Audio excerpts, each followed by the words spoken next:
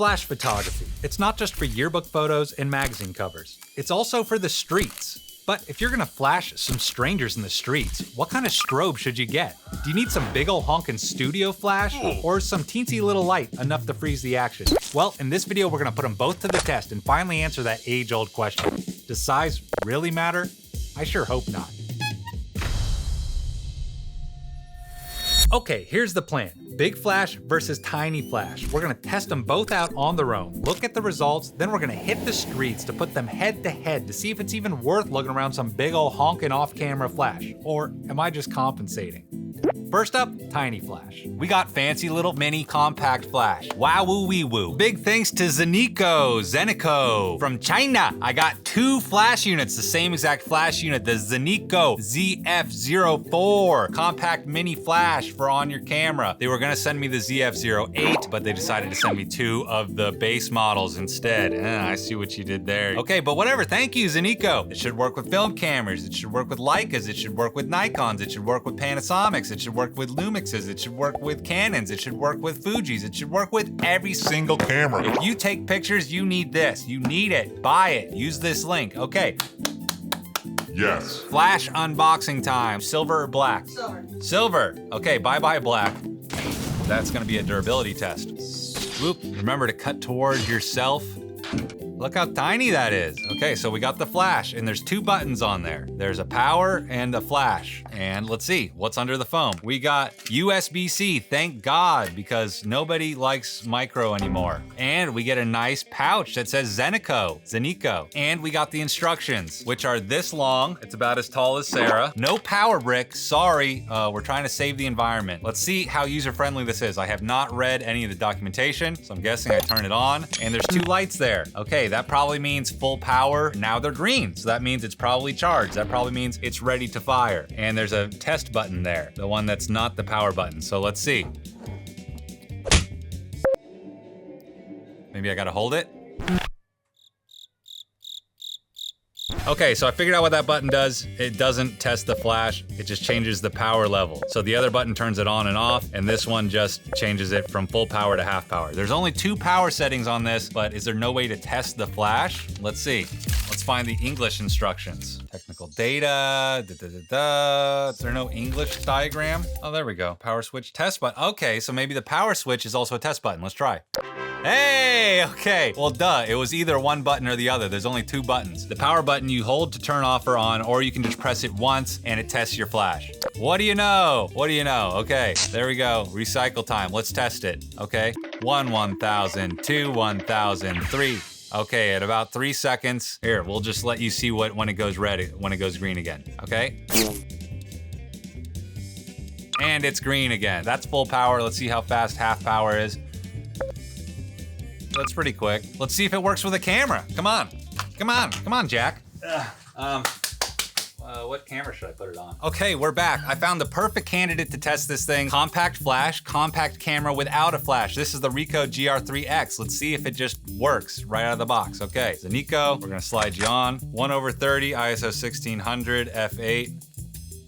And I'm way overblown, wow, and that's at half power. Let's put it on color, because everyone likes color. Nobody likes black and white other than Pavlos Kozolidis. Okay, 3, 2, 1.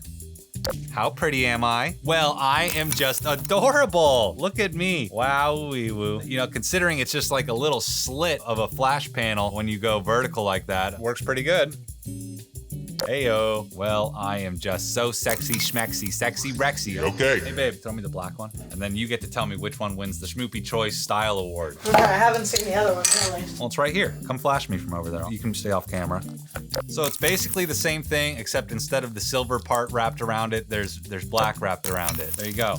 Smile.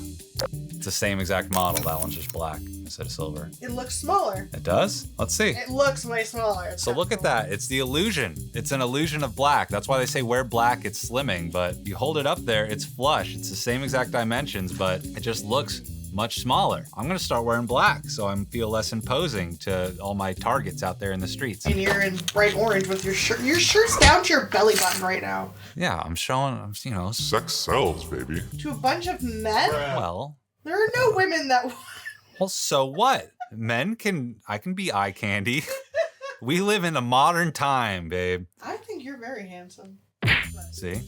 Anyway, it's working with the Ricoh. Okay, well that's the unboxing. We're gonna go play with these. Let's go do some tests with this thing. What do you say, baby? Let's go have fun. Fun. And what's more fun than the mall? So this here is the Kerrville Mall, and like most malls in the world, it's usually pretty desolate, which made it the perfect spot to goof around with this teensy little flash unit. So I plopped down in front of some jungle plants and gave Sarah first dibs to play around with the Zeniko, because I'm the best boyfriend, and not because all my photos sucked. Let's get a smile. Still way too bright.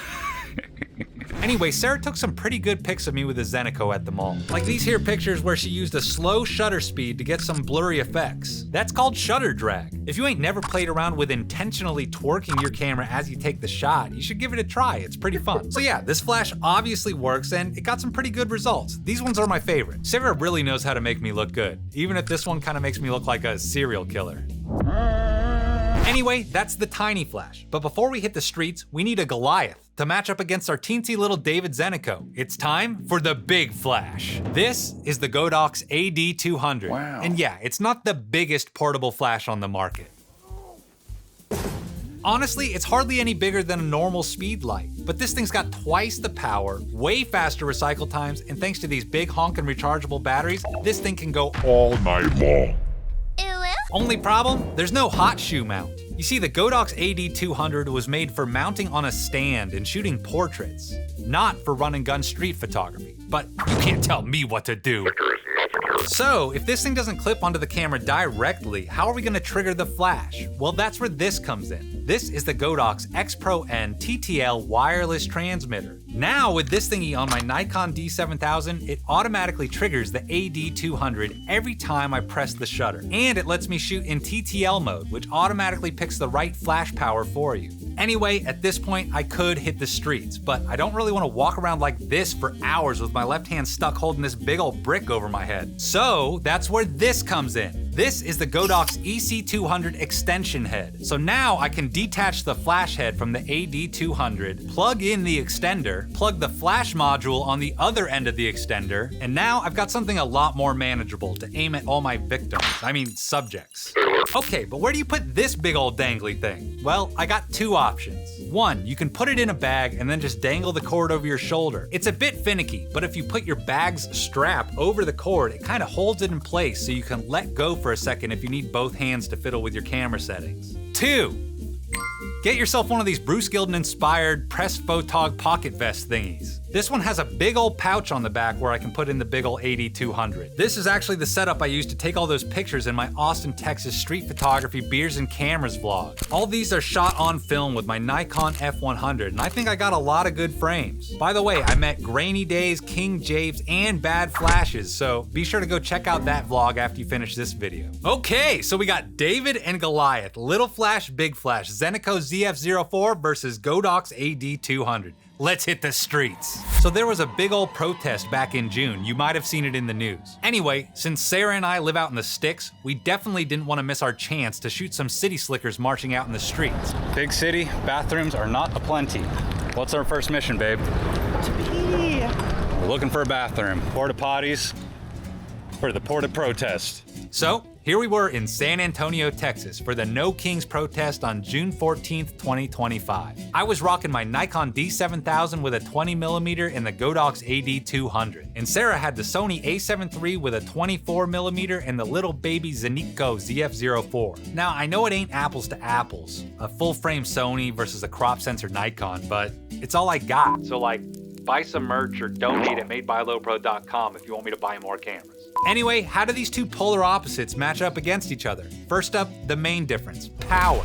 Both Sarah and I were shooting pretty close up to our subjects, but the big boy flash obviously had a much more dramatic effect. Here's a few of my frames that clearly show a well-illuminated subject against a much darker background. For the record, I had the camera set in manual mode, but the flash was set to TTL mode, so I didn't have to worry about changing the flash power as I went in and out of the shade. Also, I underexposed the heck out of my pictures, because on the back of the Nikon D7000, all the pictures look way brighter. Okay, so the big boy flash is throwing a ton of photons, but what about the little baby flash? Well, as one might expect, it's not as dramatic. Here's a couple of Sarah's backlit shots from the start of the protest, and they kind of just look like natural light. Now if you zoom way in here, there's a catch light in that dude's eye, so the flash definitely went off. But it looks like the light on his face is coming off the sun bouncing off of his sign. Now this girl on the right is getting a subtle fill from the flash, and if you zoom in on her elbows, you can see the shadow that it's casting. Same story on the next few frames. Even though this one is a bit closer up, I'm still not sure how much of that light on their face is actually coming from the flash.